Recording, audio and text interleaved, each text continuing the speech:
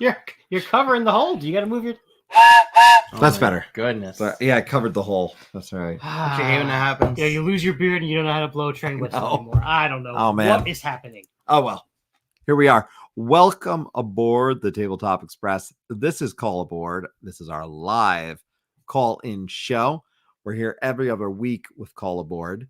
And if you've never been on the channel before, what is Call Aboard? Call Aboard is, yes, a live call-in show where you are part of the show. Our topic tonight, guys. Wait. Who are you? Me? Oh, who am I? That's a good Who question. are you? I'm Chris. I could have recognized you without the lack of beard. Yeah. I'm Ryan. I took your beanie, us. and now it's my beanie. And now your turn. What did I'm you wearing take? my own clothes, and I did not shave. I'm still Anthony. Oh, okay. Okay. So Anthony, Ryan, and Chris. Yeah. Take it away, boy. So here's the deal, everybody. Call aboard, call-aboard.com if you want to call in, be part of the show. That's how you do it. We'd love to hear from you. Tonight's topic that we're talking about is our top 5. Oh my gosh. Interrupting cow.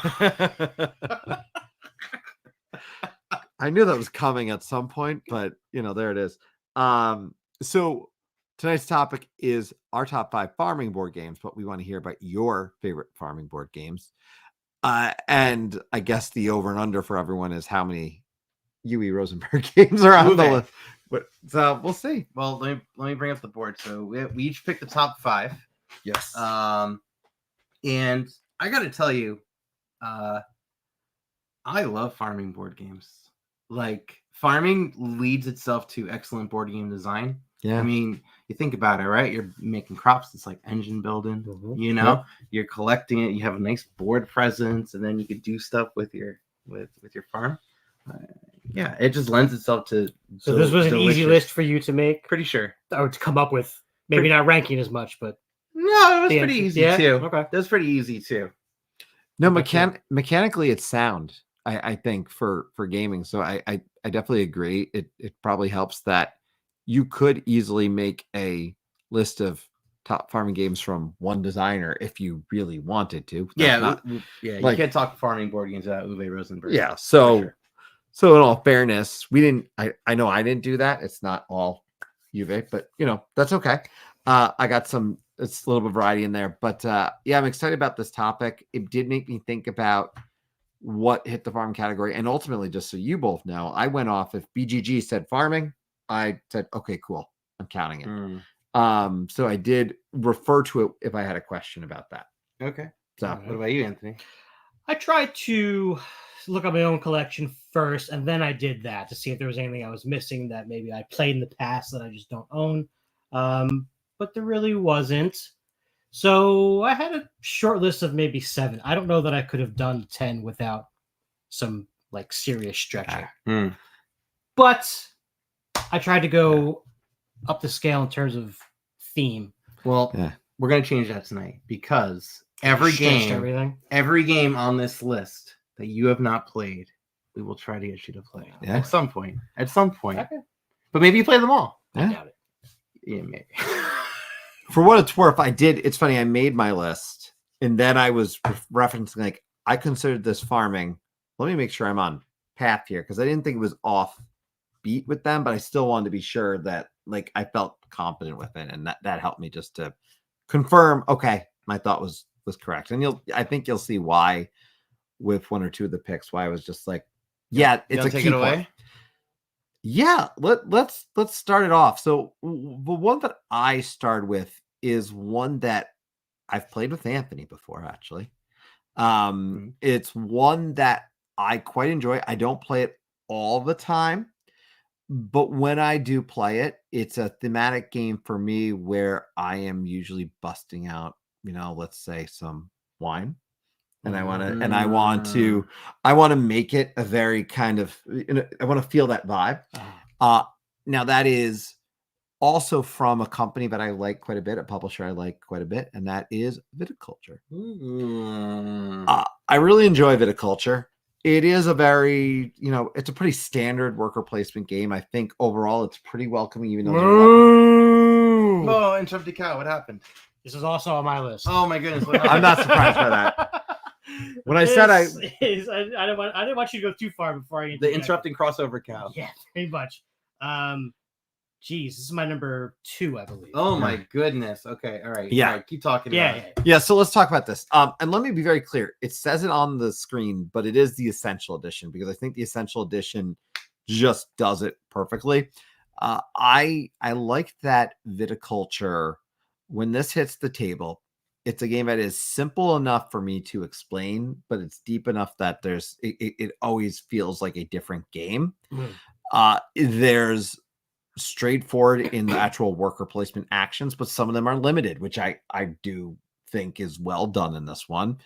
The Essential Edition perfected some of the imperfections. It definitely cleaned up and learned from previous editions. So I do think that when I said you need the Essential Edition, it truly is essential. I think that's the one I have. These versions got a little out of hand. I feel every year there was something new, and it was very confusing as to what was essential, what you still needed if you had the first version that came out, what changed from the next one, and all this other stuff. I think I have the same one that you have. I think you do as well, but it's got the mamas and the papas. It does. Yeah. And the mamas and the papas being in the game, at the beginning of those rounds, I think interesting card play in this game. Choosing when you're going to get more of your ingredients, when you're going to be trying to really age some of your stuff. I mean, there's a lot of interesting action selection in this one and how you want to play it. And I never feel like I'm completely blocked from succeeding in something in this one. There's enough openness, but can I be as efficient as possible, which is definitely a theme with Stegmeyer, to say the least, is something I enjoy about this one. I'm always looking at how can I be as efficient as possible. And that's where sometimes I can't get quite as far as I want in a turn because the spot maybe is full. But to mitigate that a little bit, you do have the one grande worker who I believe can go to a spot that's already occupied. And you can also get some new workers if you pay enough money. But to your point, the other interesting thing about this is there's a ton of spaces to go to, but there's, the game kind of revolves around seasons. There's technically 4 seasons in the game, but to 2 of the major ones are going to be doing most of the worker placement. Yeah. And you have a limited amount of workers. So you might not want to use all your workers in the summertime because there's specific things that you can only do in winter and vice versa. And, that obviously leads to a lot of decision making and replayability. Addition to that, there's all these different buildings that you can add to your vineyard to, either increase production, allow you to harvest some grapes or plant some grapes that maybe you weren't allowed to do before, like the trellis, for example. Some varieties of grape have to grow on a trestle. If you don't have that in your place, you can't grow those. And there's also this cool wake up mechanic where you get to basically pick your turn order. Yeah. Right. Whereas if you want to be the first person to do that thing, you can, but the later spots have like some extra bonusy stuff to it that you're going to gain as well. Yeah. Mamas and papas give you a good starting sort of, resource and direction to go in, which I think was a good move for the worker placement style. I like that setup. And they later also did an update, which we should put on the table here, that they kind of addressed some of the other things that the game maybe didn't accomplish to represent all people and all the different relationships that people have in this world. So the mamas and papas, more options where but that was also the other viticulture world other edition, right? Latest edition. There was a viticulture world expansion, so at least that way, and I they came out and they certainly gave that option for those couples who wanted themselves represented in the game. And I think that was definitely an awesome move on their part. There was, I know, some challenges with that one too, and some things that didn't go as well with that, but that particular piece I did want to note because I do think that one was particularly important, just because all relationships are now represented in the game. But with that all said and done, I think, again, straightforward game. I really enjoy it. If someone wants to play this, I'm going to play it. And thematically, when you look at this game, man, it oozes theme, just oozes it. Yeah. And like I said, that's why I like the idea of like you can get this and you have your glass of wine and play the game, and it feels right. And it looks fantastic. I love the board in this game. The artwork is phenomenal. I mean, that's like a mural that could be up in someone's house. easily. And there's also 2 sides to the board, which have one has more descriptions of the spaces on it text-wise. Yes. And then if you want a less cluttered and more just focus on the art, and you know all the spots, you can flip it over. Yeah. Mitchell Memory is bringing up she really wants to try this game, love the theme, and have heard good things. Yeah. I think give it a shot, and you'll know right away if you like it or not. Yeah. I mean, if you like worker placement games, you wouldn't like this. It is on Board Game Arena as well, so you can play this if you've never played it. It is available online. Is it on Board Game Arena? Mm-hmm. Oh, yeah. Okay. I think I've preferred it in person. There's just an aesthetic to putting those buildings down and stuff, but I prefer most games on the table. So, there's a few exceptions to that. But yeah, Viticulture Essential Edition. That's my number 5, and that's your number 2. Deuces. Man. All right. Already interrupting Cal. Yeah. All right. Well, there's no interruptions for this one because my number 5 is Abandon All Artichokes. Oh, man. Get him out of here. Right? Yeah. Okay. Good one. Okay. Designed by Emma Larkins. Came out in 2020. This is a game, or it's a deck building game, where you're trying to get rid of your different artichokes. You have a starting hand of all artichokes. Shedding those get cards. rid of them. If you start your turn with a hand of no artichokes, you have won the game of Abandon All Artichokes. Otherwise, you keep playing.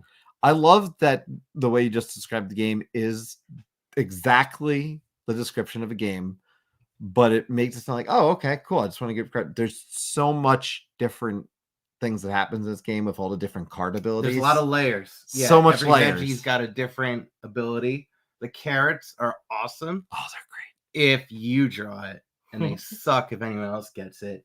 And then the eggplant can be good or can be bad depending on what your hand is. If you have very little artichokes and someone plays an eggplant, that's not good. That's not good. You gain more artichokes then? No, what happens is that you would take 2 cards in your hand and pass them to the player to your left. Yeah. And if you only have like 1 artichoke, well, you just lost another card. There's a lot of situational cards. And depending on what comes out from the market, is going to kind of drive you a little bit towards your strategy. But overall goal is just abandon those artichokes. It's a super quick game too. Yeah. And unfortunately, it comes in a weird shaped tin box, which you see in that photo on the all the way on the right. Yeah, which makes it a little two strikes in one decision. But tin is the first strike. Yeah, sure. And not square or rectangle is second. Oh strike. yeah. Okay, I agree with you. In all fairness, I still have the tin, but I've moved it into my bin of small games, and my small games all have their own individual boxes. So you've abandoned the. You just have an empty bin now. Well, I think the tin looks cute, so the tin is still. I felt bad getting rid of the tin. You can put it. So you can put artichokes in it. Blame you. Yeah, keep it in the kitchen. How creepy would that be? I don't keep this game in its original container. I got this in this box. Here, you want to play your cards? Oh, what's in the box? Artichokes. Mm-hmm. Yes. But yeah, this is, and here's the thing, and I think it's important to note with this game. If you play with someone who knows this game and they know the combos, I do think they have a distinct advantage. So when I teach people this game, and you've done this, I think one of the first times I played it, and you actually had shown it to me, or you were one of the first people I played it with. You were explaining, so this pairs really well because as stuff comes out, there are certain cards that go well with other things. And someone who's played this game a lot, playing someone who's never played would have an advantage. So that's why I even the playing field as early as possible in the teach, just to make sure that's not the case. And even saying, oh, that's really good. Or like I say it with the carrot in particular, like you want the carrot. Like I let people know. And now that seems obvious. But once you play 2-3 games of this, that advantage or disadvantage, whatever, goes away. But again, if you just stick this on the table and say, let me show you a game and say nothing other than that, like I would imagine a higher player count would help that too, right? Because you have less dominance over everybody. Yeah. To 8? 4. Oh, it goes 4. Oh, really? Oh, it only goes to 4. Yeah. Oh, my bad. I thought it was higher. This is a party game that I wish did go up to 6 or 8 or had that opportunity or had more stuff to make that. But might I suggest a second copy of Abandon All Artichokes? Yeah, that's exactly what I guess you'd have to do. But genius. But that was Abandon All Artichokes, designed by Emma Larkins, my 5th favorite farming board game. There we go. Bum, dum, dum. Anthony, your thunder was stolen a little bit. It's all right. I shall do my number 5 now. Let's say similar to the 2 picks you had so far, in that it is based on a kind of particular one type of product, so to speak, and that's milk. Because my number 5 is Dairy Man. Because nobody's favorite superhero. I mean, that's true. Powdered Toast Man is pretty great. Dairy Man's probably an antagonist, right? Yeah, probably. Powdered Toast Man's probably lactose intolerant. That's like his kryptonite, right? Oh man, I want to see that show. It does write itself. Dairy Man. Go ahead, talk about this one's from 2016 from designer Chi Fan Chen. I probably butchered that. Apologize.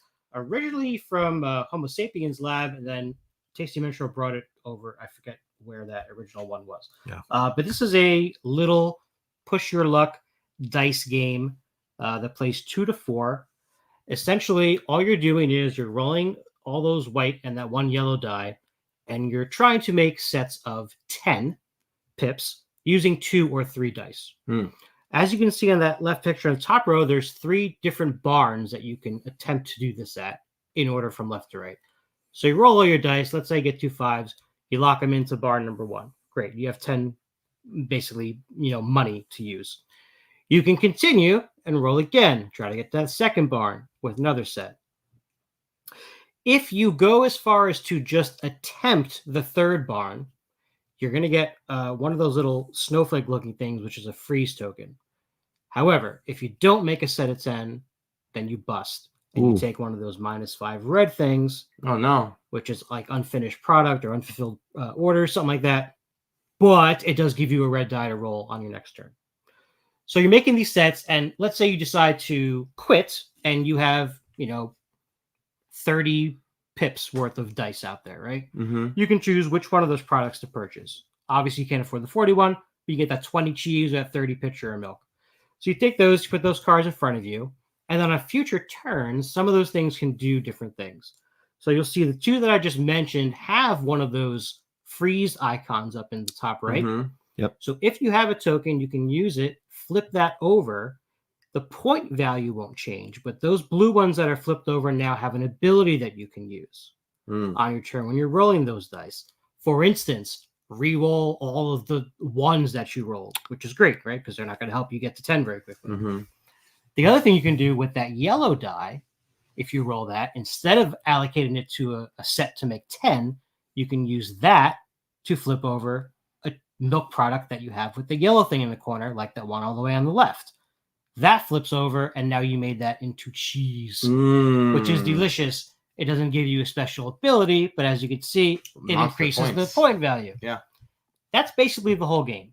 You're just going to keep rolling those dice, making those combinations of 10, trying to get as many of those points as you can, utilizing those frozen things kind of early so you can use them to do better on every roll in your turn, and just trying to get the most points. When those tokens run out, there's no more to refill like the row of 3. That triggers game end, and you just add up all your points. Very unassuming, under the radar kind of game, but pretty good for something that's just about milk. Yeah, not enough of those. Yeah. I mean, not really, right? There's Fromage coming out this year. Right, that cover looks cool. The yeah. hills of rolling. I'm still waiting on it. I did a late pledge on that. Oh, you did? So Okay. I'm waiting. We have some things in the chat, by the way, to address. We got Marcel. Thing number 1, Marcel. Hey, yo. Let's see. Joseph saying my favorite is Gates of Luang. Oh, that's not anyone's list tonight. And I never played it. I want to.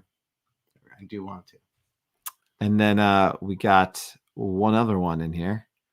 Oh, Cacao. Cacao. That is on my top 10. That was on your top Cacao. 10? Yeah. Yeah. There you go. That's a very cool tile placement. Yeah. All right. Interesting. Who's up on number 4? I will say this. One friendly reminder, call-aboard.com. If you do want to call in and talk about your favorite farming games, a game that comes to mind or two, call in, tell us about it. Love to hear it.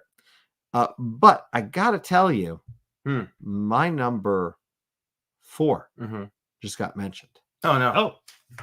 And it's right there, that bottom comment they're saying. We've got a comment here, but I want to try Ottawa and beer abroad. And there it is, my number 4. Moo. Interrupting cow. The interrupting cow is back. It is my number 3. Nice. Ottawa. Yeah, let's talk about this one.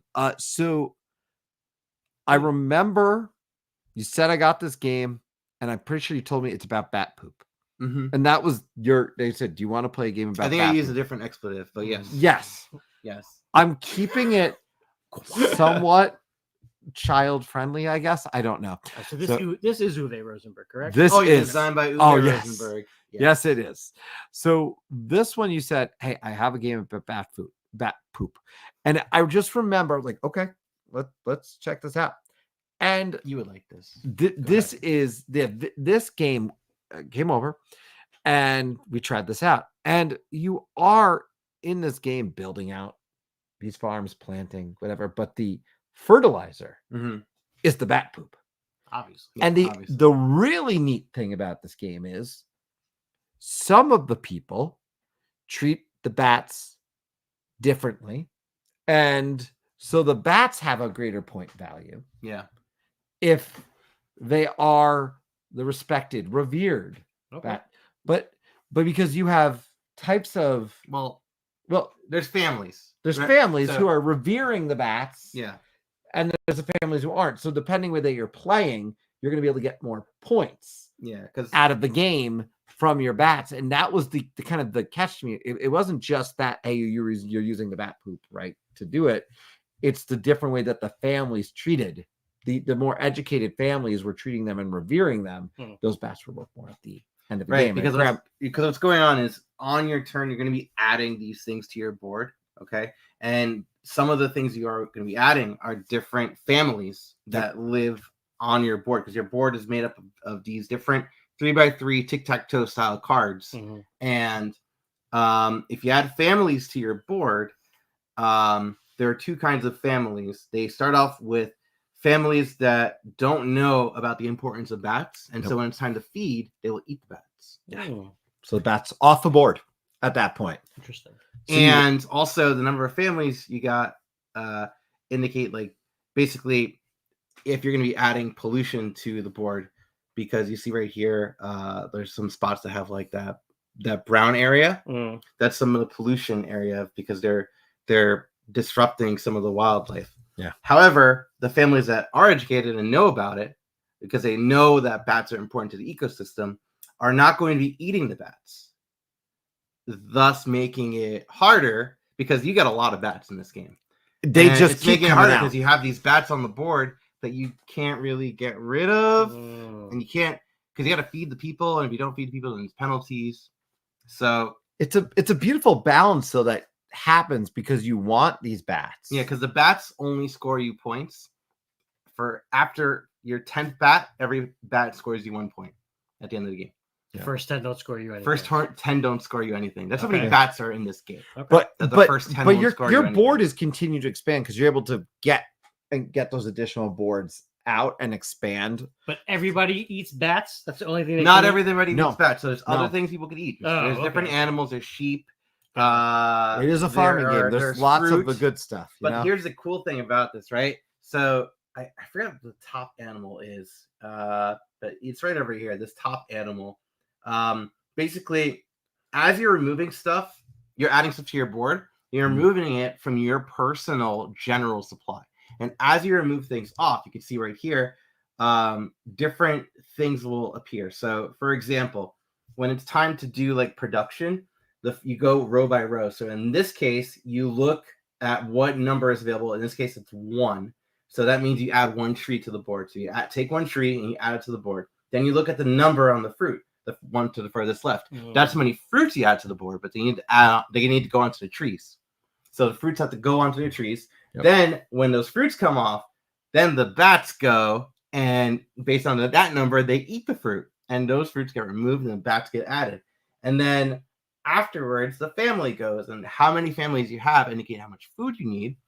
Finally, the sheep go, and they produce milk, which will help the families. It's such a neat system. Yeah. But that's why that balance is so important, because again, the families who who do not know the importance of the bats are going to actually just eat the bats and take them off your board. Yeah, because the thing is, but then you'll need to eat the sheep, right? So if you eat the sheep, well, then what's going to happen? You add that sheep back to your general supply board, thus producing less milk for the remainder of the game. So the more things you add back to your general supply board, it's just fascinating. Yeah. And what's also great too is after you have three workers, you put out your worker and do the action that you go on standard worker placement, and then you have a bat turn, which I know it's amazing, right? So if you have these bats, you can have three. If you have 3 bats on your board, you can send out your bats to do a bat turn, which means they would eat the fruit and plant the tree, and then they come back later. It's pretty awesome. It's super well done. And the thing is, you're also constantly balancing the spots for them in your board because you're going to be adding more of these tic-tac-toe cards to give you more spots to add. Because if you don't have spots to add, then you're boned.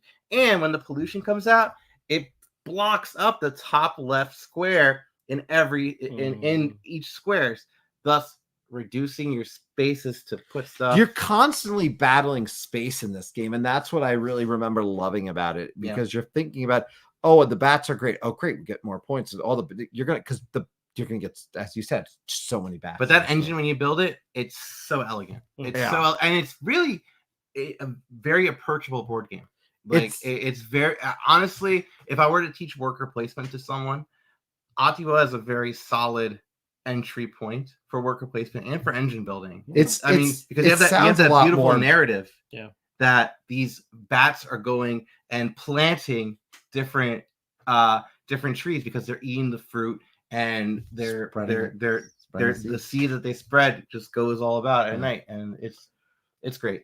But to the point, like I said, I know we described a lot of different things, but because it is such smooth flow of gameplay, it is definitely, I agree, a game that you could get to the table and teach to someone and pretty quickly play it. And I don't want to say quickly, but you can learn. That long. It's not long, but I'm very involved. Yeah, but I don't think it's not as complicated as it might have just sounded. It's pretty straightforward. But what it excels at for sure too is that table presence, and that I love in farming games. If you have a nice table presence, like that's what I go for in farming games. Yeah, so it definitely has that. Atiwa.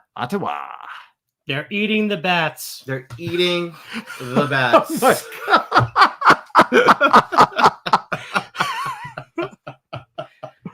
was very excellent. Thank you. That was exceptional. All right. Ryan, number 4. I want to take you guys back a long time. A long time ago. To I still remember. Stone Age? After that. Oh. After that. Okay. When you think of farming, I know exactly what you're thinking. Agricola. No. Oh. Older than that. You're thinking of ancient Egypt. And my 4th pick is actually Fayum, designed by Friedman Fries. Yes, Fayum. It's a wildly abstract, wacky kind of game where the board starts off filled with these crocodiles that are just going up against different grape fields and like wheat fields, and you're going to be shooing them away. Like you put your worker down, you shoot them away, probably with like one of those ancient Egyptian sandals, like, get out of here, and you're going to be carrying out different actions. And anytime you do that, you collect a buck, which is great. But what's going to happen? Friedman Fries created a game, like basically his take on Concordia. So how this game works is it's a deck building game where you're going to be adding cards to your hand, choosing to play these different cards, and when you do, you carry out the action, no problem, next player's turn. However, you can spend a turn to get all your cards back, like Concordia, right? Okay. But here's the trick. So how you play your cards matters because you can't shuffle your discard pile. And when you replenish your cards from the discard pile to your hand, you take the top 3 for free. Anything down below costs a buck. Interesting. So it's a matter of, you might want to get rid of your crap cards to be on the bottom. But you want to make sure the combos you're doing are going to be working in specific ways because you have to be constantly mindful of the order of the cards in your discard pile. And some cards may be relevant, some cards may not be relevant at all because you're doing all sorts of things in farming. You know, you're building canals, you're doing all this like wacky stuff, building towns and cities. And depending on how the cards can come out, because again, if you played Power Grid at all by Friedman Freeze, it's a very similar mechanic where the power plants will be coming out in with numbers on them and they'll be sorted in different order numerically, right? This is the same way. If you have a lot of low number cards, they're going to come towards the front. But if you have a mix of low and high, well, you might get a higher point card, a much more valuable card earlier in the game than you normally would have. Okay. It's a constant fluctuating market. I like the fact that what you're describing, you're really thinking about the order you play things. Yeah, it's combos, combo wombo for sure. It's really fascinating. It's one that I would highly recommend people don't sleep on because with Fayum, it doesn't really look too enticing. I've never heard of this game. I'll be completely honest. No, that's fair. And honestly, it came out in 2020. You know, really? Friedman Freeze comes out with a different board game pretty much every year. Yeah, and they're all green. And they all start with Is Power Grid the only one that doesn't start with F? No, it does. It's called Funkenschlag in Germany. Nice. Yeah. It's just that it translated to Power Grid. That's hilarious. I didn't know that. Yeah. I know Power Grid, but I didn't know what its original name. Yeah, Friedman Freeze loves green, loves the letter F. So, anyways, going back to it, check out Fayum. It's a phenomenal game. If you like Concordia, it's got that vibe, and it has a lot of interesting twists. I'm just envisioning you now with a sandal shoeing a crocodile. Oh yeah, that's great too. And the crocodiles just give you like benefits anytime you take them, so it's great. You don't want to not go to the crocodile spot. You want to go. You gotta get money. You gotta rob those crocodiles of their money. Yeah. Well, I don't know what happens. Maybe you like sell maybe sell them for like their skin or something. You know, I'll ask the chat. How would you shoe a crocodile? What would you use? With a shoe. Well, I didn't mean with a shoe, but yes, I guess I said shoe. I meant down. Yeah. Marcel's bringing up, by the way, Abandoned Artichokes was his thought, and I'm glad it really got crossed over. Sheer Panic. Sheer Panic. I haven't played that one. I guess it's about shearing sheep. I think so, yeah. Interesting. So what do we got so far? We've got Viticulture, Abandoned Artichokes, Dairyman, Ottawa, Fayum. We don't know Ottawa's on there, and then Viticulture is at year 2, and you and I share. Hey, kick it with some alligator skin boots. Yeah, exactly. Oh, that's a good one. Yeah. Not a crocodile. I know, but they're they're different. Brothers in arms, in a sense, I guess. I guess so. Rachel, I wouldn't go near one of those things. Luckily, I live on the other side of Australia. There you go. Yeah, it's kind of crazy when you see some of the videos of they're giant ones walking on a golf course or something in Florida. Yeah. It's like, that looks fake, but it is not. No. It's scary. Yeah. You got to be careful. I've Happy Gilmore. I learned what happens. Chubs. Yeah, That's chubs. Right. Yeah, that's how you shoot it. Yeah. All right, back to me. Yeah, Yes, back sir. to you. My number 4 is a wee little rolling, right? Called Harvest Dice. Oh, Harvest Dice. See what I did there? See. Harvest Dice was 2017. This is by Grey Fox Games designer Danny Devine, who has designed a lot of good games. In this little game, you're going to be rolling these 3 colored dice, which represent carrots, lettuce, and tomatoes. And essentially, you're going to be writing or drawing. That's the cool part about this. You're going to draw your crops. In that grid, you can see there where the pip values go across the top. The limitation here is that once you plant a type of crop, the subsequent types of those crops do have to be adjacent to that one. So you're going to have all your lettuce touching each other and carrots, etc. It's a dice drafting thing. In roll rights, we're going to pick one and then someone will pick the next one. And there's going to be a dice left that does not get chosen by any players. That crop, whatever it happens to be, is going to then be used to kind of increase the value of that crop. So on the bottom right of the score sheet, those 3 kind of baskets you see, there's already 1 X in each of those circles. Whatever die is left that's the one that gets crossed off. For if it was the carrots, for example, you would cross off that second circle in the carrot thing, thus increasing carrot value for the end of the game. So it's kind of cool for like a little roll and write game. It does have a little bit of sort of market manipulation, if you want to argue that, right? In addition to that, you can always use the pips on the die that you chose to feed the pig, which is that last section in the bottom left. Every time you fill up a row in that area, you'll get a certain amount of points at the end of the game.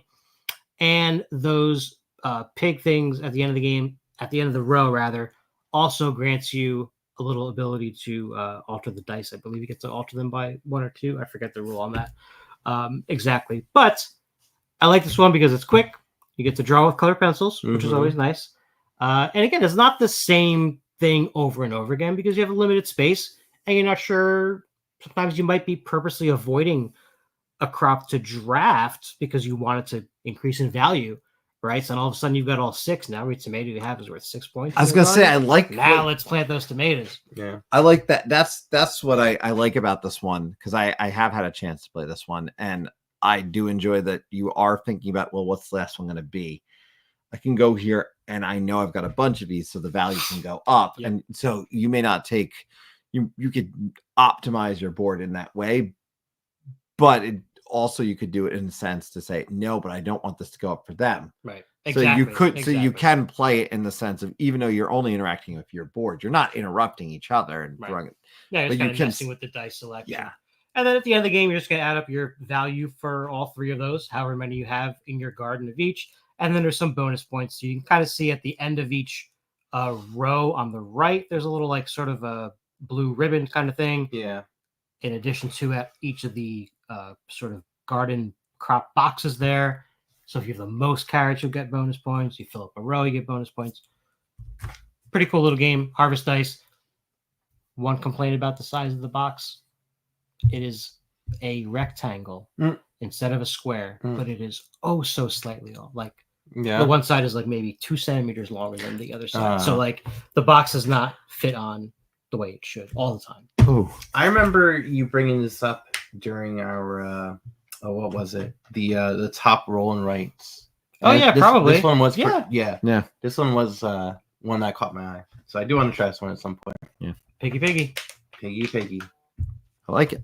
Harvest dice. Harvest dice number 4. Friendly reminder, of course, call-aboard.com. If you do have a farming game you want to chat about, call in, call-aboard.com. Making sure I didn't miss anything in chat. Nope. Looks like we're good. So I guess I'll go to my number 3. Yes, sir. My number 3 is one that I guess you could say it's in a series, but not a series of farming games per se, but in a series. Anthony already knows what I'm talking about, I'm guessing.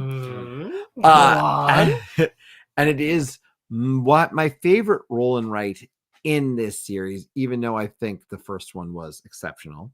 That first one was Fleet the Dice game. This one is 3 Sisters. Is there a cow? I wasn't sure. What's that? Is there an interrupting cow? Probably, yeah. You got keep talking. You have to wait and see. I was waiting for the interrupting. It's not just a cow. Yeah, you don't wait for the interrupting cow. I was trying to predict the interrupting cow. So 3 Sisters falls into that type of roll and write that Ben Pinchback and Matt Riddle have created in terms of Motor City Gameworks. Though Motor City Gameworks technically was what they started going under once Motor City came out, where there are 2 sheets on your table. And what you're doing in this game is you are rolling dice to build up your crop, build up your crop of vine. There's vines on that left-hand side where Look at that. Went for a long play on that one. Yeah, I knew it was coming. What number is it for you? This is my this is the top one. It's my number 1. Oh my goodness. Man. Well, let's talk about this one. So that on that left side, you're starting your working way up, but as you're going up with those, you're unlocking different things. In the bottom, you've got a section where you're able to unlock more and more abilities, and often sometimes filling in pieces on the right hand side where you've got things like a shed that gives you different abilities. There's so many different things you cannot, again, it's a pretty detailed board. One of the great things about this game is all the different dice actions that you are given. They all offer a real value. Yeah, because in addition to that, there's also a track that's going around. So while you're drafting dice to do certain actions, you're also doing the action of the round marker is on. Correct. And like Chris said, there's also, as with Fleet the Dice game, a lot of combos that are going to start to roll out eventually. We're going to be bouncing around from different spots of the score sheets, which I like. And what's interesting about this is Three Sisters. Why is it called Three Sisters? Because it's based on the Three Sisters technique of farming, essentially. So that's where the name comes from. But this is my favorite in the series because to me, it's got thematically, it connects really well, but it really hits those combos almost perfectly without getting to an overcomplicated level that I can't put it on the table with some folks who maybe don't game. But at the same time, I've found people who enjoy games can get into this one pretty quickly as well. So it met this like perfect level for me. And also, I will tell you, when people say, well, one of the conversation tends to be when I put this game on, Three Sisters, why is this called Three Sisters? And I started going to, well, if you actually look up Three Sisters, it's based on this technique, and like, oh, that's just, so there's a point to that, right? It's not just a random name. But yeah, it's the double sheeted aspect that was something I don't want to say they started it, but they were the first one that I played that did 2 sheets. There might have been other ones that did this prior that were the OG, and I'm not honestly sure. Yeah, not that I know of. But the double sheet with really a heavy focus on the comboing on a higher level. Yeah. I mean, this is where it came from. Eventually went to Hadrian's Wall and other things that are not farm related that I really love. But this one for me, and the fact, let me just note, because you can see those areas on the left-hand side, all have different numbers. So for example, the 4, you can start working your way up in the 4 area, the 5 area, et cetera, whatever it is. But you want to be thinking about it because you have to complete one to get the full benefit of it. Yeah, and that's another way that the theme kind of ties in, right? So like the whole concept is that you are planting corn, and then next to it you have pumpkins, and then you also have your peas, yes, your beans, right?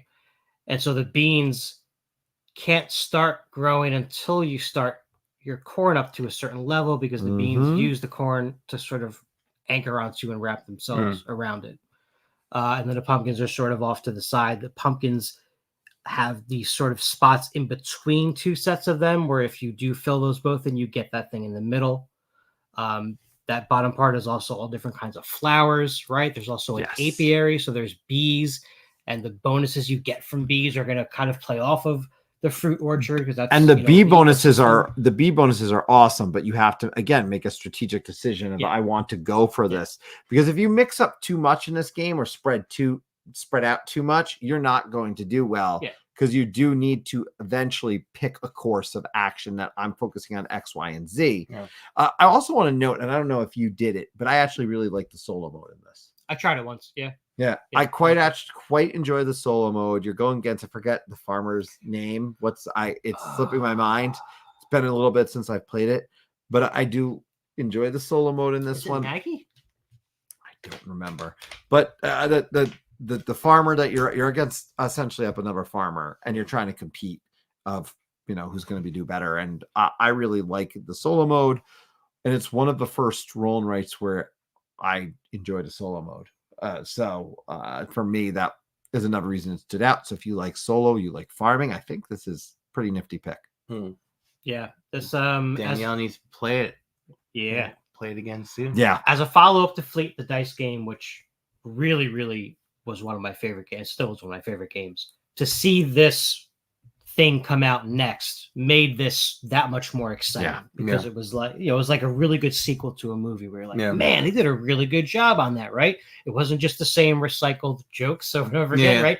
There's elements from Fleet the Dice game here, but it's totally different. Yeah, it's totally different. There's that, like you said, that shed, there's all kinds of stuff going on there. You can can fruit, you can get a wheelbarrow, you can just, I know you can't see all the details in this particular, but there's so many different things over there that sometimes you're, instead of going and into one of the areas and continuing the growth, going over there is the benefit because you're now able to do multiple other actions because of, again, boom, boom, boom, boom. We're doing all these different things and they all kind of coming together. I will note again, this is also a game that I think made me go, I'm all in on Motor City. And then unfortunately, I didn't like Motor City as much. Yeah.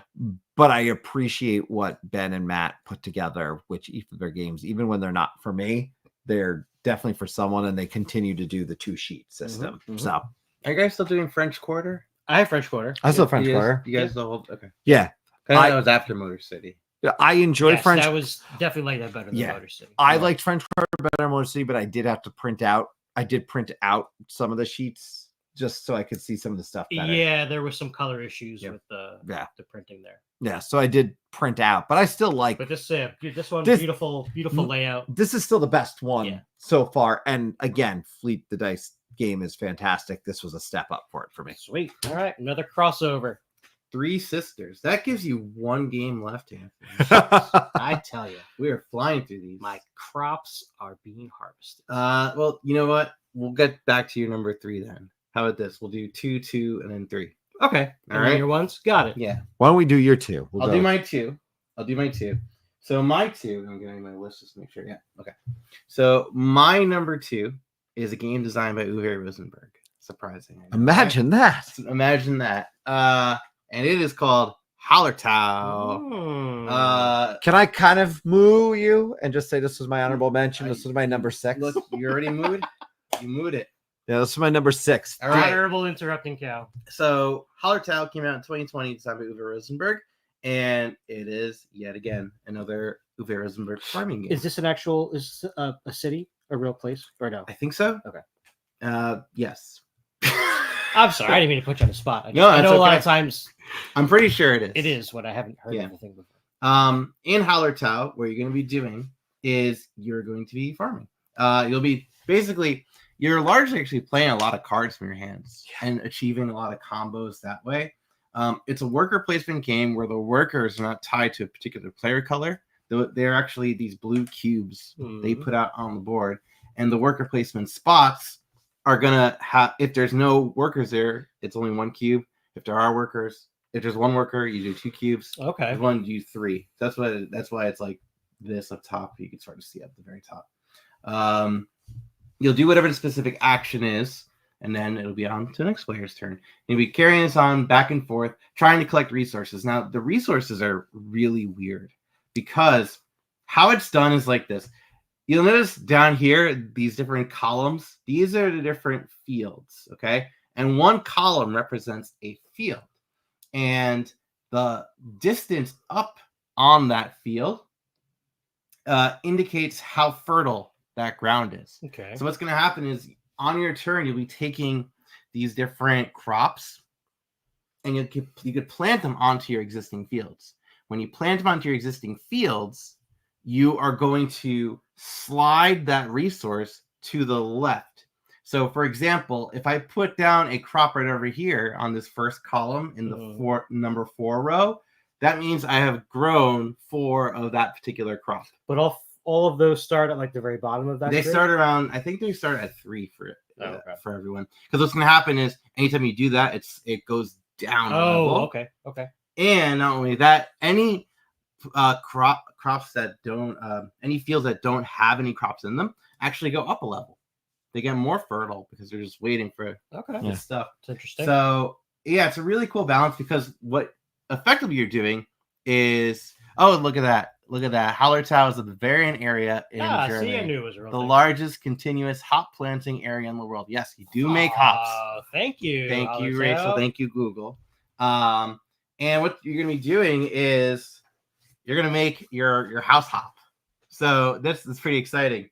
So this house is actually like a big cardboard track. And the number in the window indicates how many workers you're going to be getting that turn. And in order for that house to slide over to the right, you'll need to exchange goods by doing different actions like carpentry, brew house, cooling house, bake house, and manufacture. You're going to be using specific goods based on what round it is. So in round 1, you could use 1 good. So in this case, carpentry, you need more brick than wheat. So, okay, I'll use a single brick, and that will slide it over. Round 2, more brick than a wheat. Well, I'm going to use 2 goods, so I'll use 2 bricks. And when you do that, of course, it's costlier as the rounds go on. And in round 3, you could eventually use 2 brick and one of the wheat. And the reason why you're doing that is because whenever all 5 of these actions are to the right, the building is going to move over to the right. Isn't that nifty? It's like pushing it off a cliff a little bit. Interesting. There's also these rocks over here, these boulders.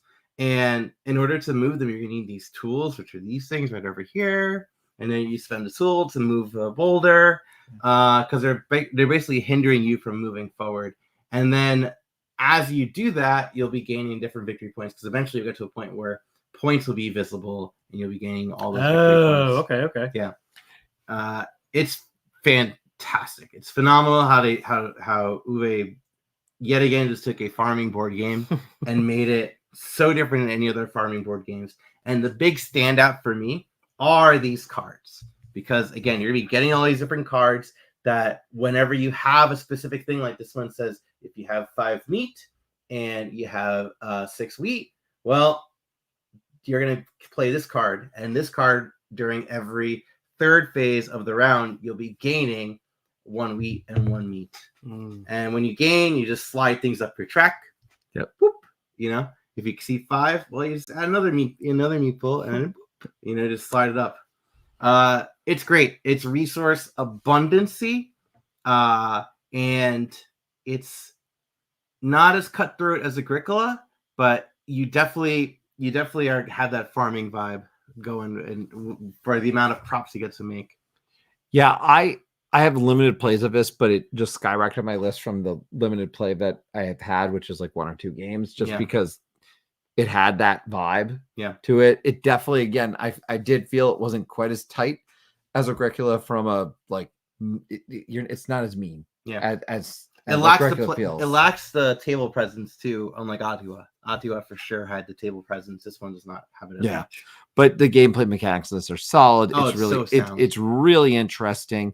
Every turn feels like it matters, and I like that in a lot of these games. And that's a good theme across a lot of these farming games I'm starting to really pick up on because of what you said in the beginning, because it's such a natural mechanic for gaming, because there's these different actions you have to take to make a crop, and then you might want to sell it or whatever it might be, but it just works. So yeah, this one, fantastic pick. Like I said, this was my number 6. Yeah. So cool. That was Hallertau. My number 2 is a game that I did double check. This is the one I double checked. So let me wait a minute. We are dealing with products. We are dealing with produce. We're dealing with all these different things. I want to make sure BGG puts it there. It is a game that I adore. An expansion is coming after this game soon. At least it'll be Kickstarted, I believe, if I'm not mistaken. And that is Clans of Caledonia. This one, 2017 game, Karma Games. Clemens Franz is there with the illustrations. One visually stunning game. Quite frankly, it's just I love the look and feel of this game. It is certainly a game that drew my attention not because of the farming. Interestingly enough, it's not because of producing it, even though I am placing things down in the fields, collecting maybe wheat or what it may be. What actually drew me into this game was the economy system. Yeah. Because the economy system in this game is just so cool. Of the fact that I have this ability to control the market and the marketplace piece. So even though this is a farming game, I want to call that out right up front. This is listed about farming, but the economy in this game is what stood out. Early, actually, when you start this game, you're picking to put your pieces around the board, and you want to ultimately be connecting your pieces. As you expand in this game and upgrade, you're able to place pieces different distances apart from other pieces. So building connections, which is one of the things you're going to want to be doing in this game, becomes easier because now you can go across maybe water. Maybe now you can go 2 or 3 spaces away. So as you're trying to build these connections, important. But other times it also might be, I really want to slaughter that animal there because I'm going to get value out of doing it. So you then have to make a choice that I need that meat.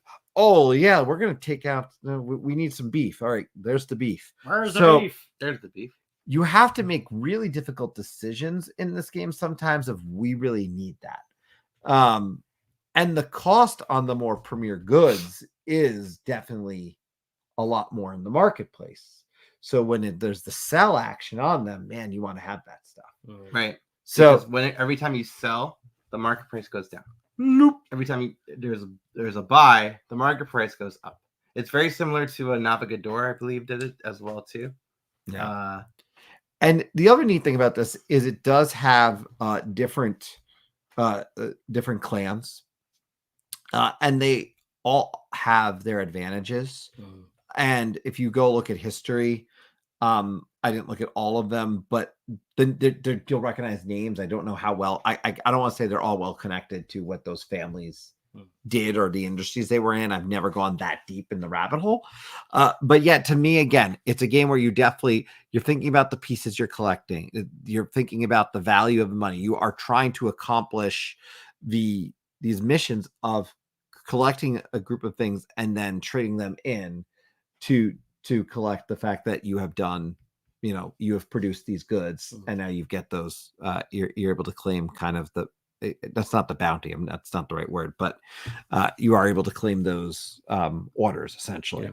Yeah. I really love this one. I do play this. I have played this online from time to time, but I will be perfectly honest, unless I put this on a table, like it's just not this. This is truly a game. Like I really don't even want to play this online where I'll play a lot of games online. I want to play this on the table. I still never played it in person.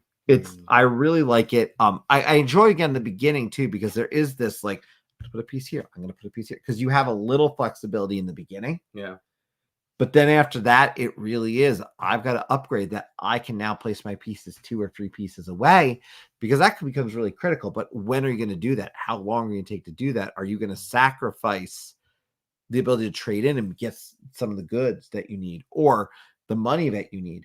It does also have the mechanic, which a lot of games have these days, where you can choose to end earlier and you're going to get a little bit better payday for doing that. Yeah. So there is a, when do I want to end my turn or do I want to keep pushing?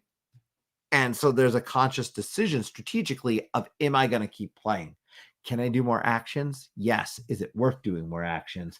Because I know they might be running out and I really want that, that little bonus. Yeah. So, and that's going to help determine the round order moving forward. So thinking about going first the next round, again, you're going to see a theme here of something I very much enjoy. Yeah. I like that decision aspect. So Clans it's very much in the same vein too as Terra Mystica, yes, Gaia Project, those kinds of games. So you see it a lot in terms of comparison when talking about those. Obviously a very different setting, but mechanically it's the comparison is definitely very real. So, but yeah, I love Clans of Caledonia. Fantastic game, in my opinion, obviously, and excited that they're doing the expansion and more stuff for this. It's 2017 game, so we're talking, 7-8 years later. So there we are. Cool. Anthony, you got your number 3? I do have my number 3. It has the word farm in the title. Okay. My Farm Shop. Ooh. Which sounds like and looks like it could be an app on your phone. It does. It is the one knock on this game that I've heard several times. The artwork is what it is. But this is a very welcoming, I guess you would call it a dice allocation game, perhaps. Okay. You'll have that picture on the left is your personal board, which has all these different numbers on it, from 2 to 12, all a combination of dice that you could take. And then that middle picture is a sort of center market board. And then you have your personal little farm shop where you're going to be collecting the resources. The game is all about making the money. Money is points. So money literally moves you around the score track. When it's your turn as the active player, you roll 3 dice, all just regular D6s. You choose one, and then whatever one you chose, you can take this card from this market to sort of upgrade your farm spaces. Right, so those 6 that are there in the middle picture are the starting ones, and then as the game goes on, they get replaced with even better stuff. So you'll take one of those and replace it on your board. Now there's 2 dice left. Everyone, including you, now uses those dice combination to do one of the actions on their board.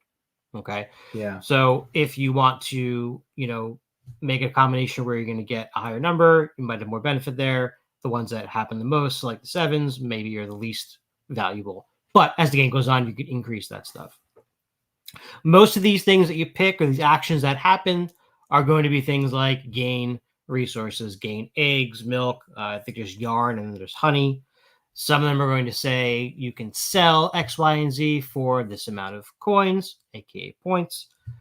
There's also these burlap bag tokens, which are how you increase or decrease the value on the dice, right? So if you have, you really wanted to do your 6 action, but total only add up to 5, use your burlap. You can do that as much as you want that you have them for. And you can even do that as the active player to choose a different card to take if you don't like the one that you chose as well. That's the essential motions of this base game. And it's just going to go around until someone, I think, sells all their stuff out of their stand. I really forget what the game end condition is here. However, what I do like about this game, and I've heard it get compared to Space Base before, which I haven't played, but what I've read is that this base version of this is pretty simple and kind of similar to Space Base when you start adding these little mini expansions that come with the game. So there's 3 different modules that you can add on as well. One, you can do all 3, you can just do one at a time. The one that I think is probably the coolest is the different way to start your board. Like all those boards are double-sided, so that every farmer in the game is going to have a different setup, right? Okay. So not everyone's 5 or everyone's 6 is going to be the same. Then there's some farmer special ability, transportation kind of thing that goes on. And then there's one that is just simply like public goals that are out there. Like be the first person to get this amount of product, you get 6 points. Second person, you get 3 points. That kind of thing.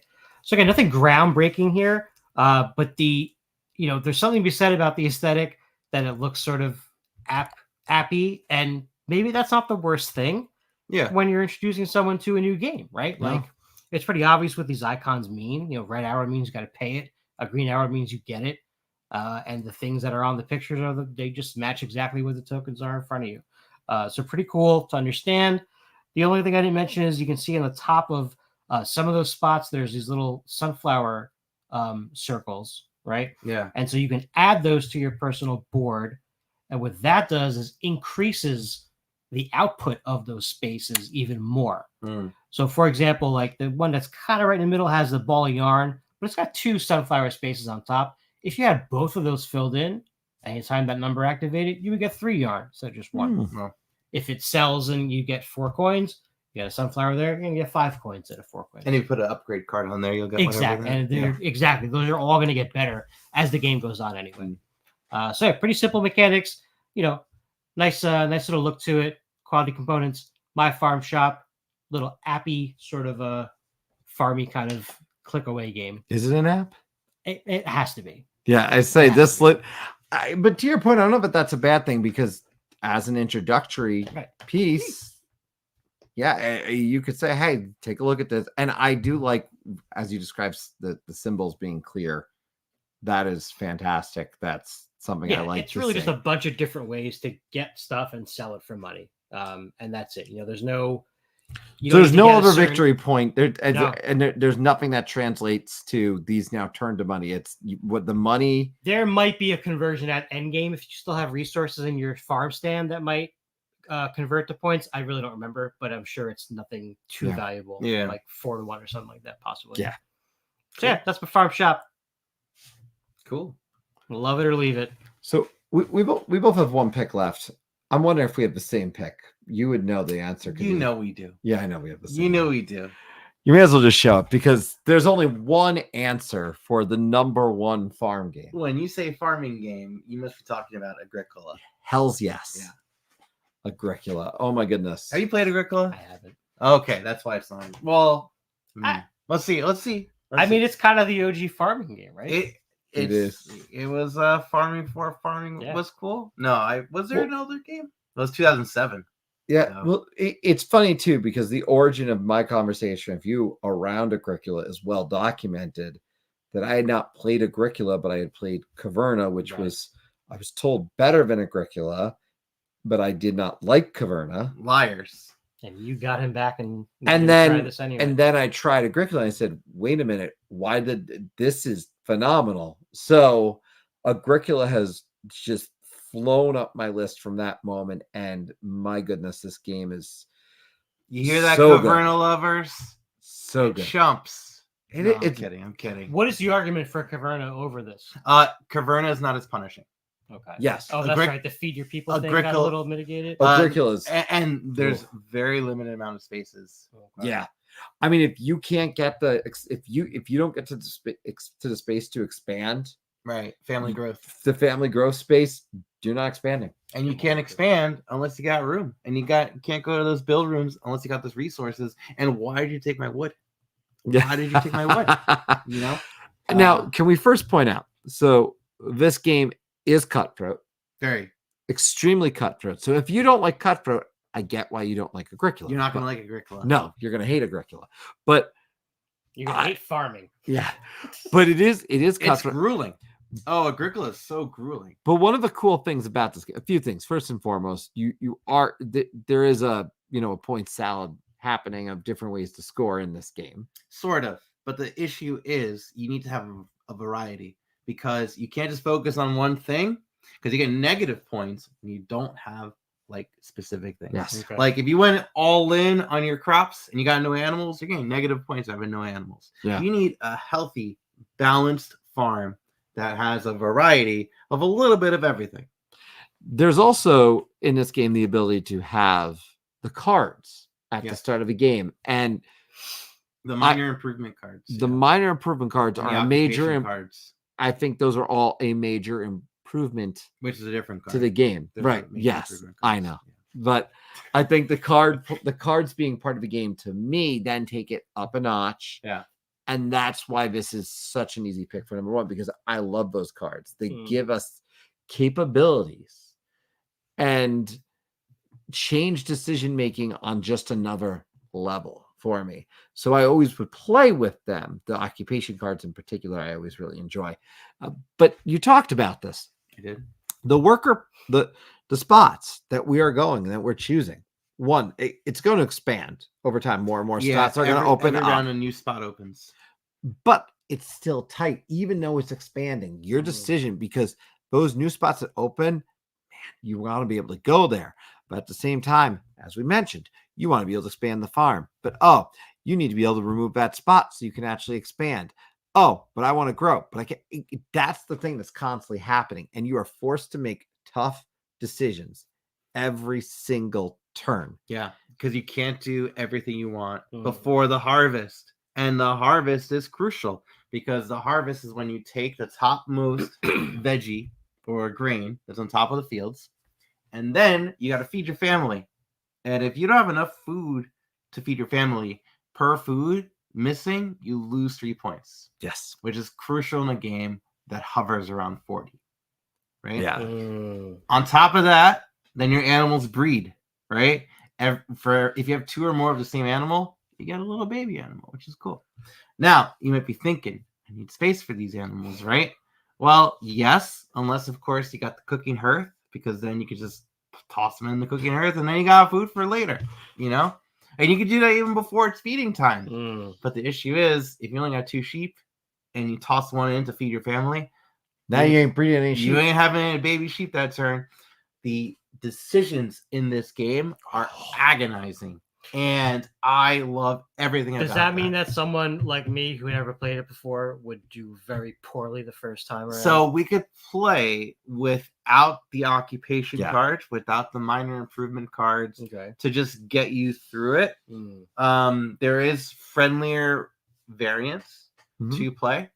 And also be mindful when playing with new players. Like, I'm not going to be trouncing. This isn't. Can I let me just say, this is not like a game where you're losing on the first turn, though. It's not it's not like you can never come back. Yeah, so you have they have the ability to get back into the game if you get behind. You can recover because the decisions are tight. It does not mean that you're never going to get back in the game. That said, yes, if you know the game, I think there is an advantage. Sure. But I think after a game or two, you pick this up. But I think it's a game that when you play it, you are going to want to play it again. Yeah. And that's the key I could see that already. Because at the end, you got a nice farm. Yeah. And your hard work is shown to you on the table in physical form. It was hard to get there in those 16 rounds of the game. But when you got there, it was worth it.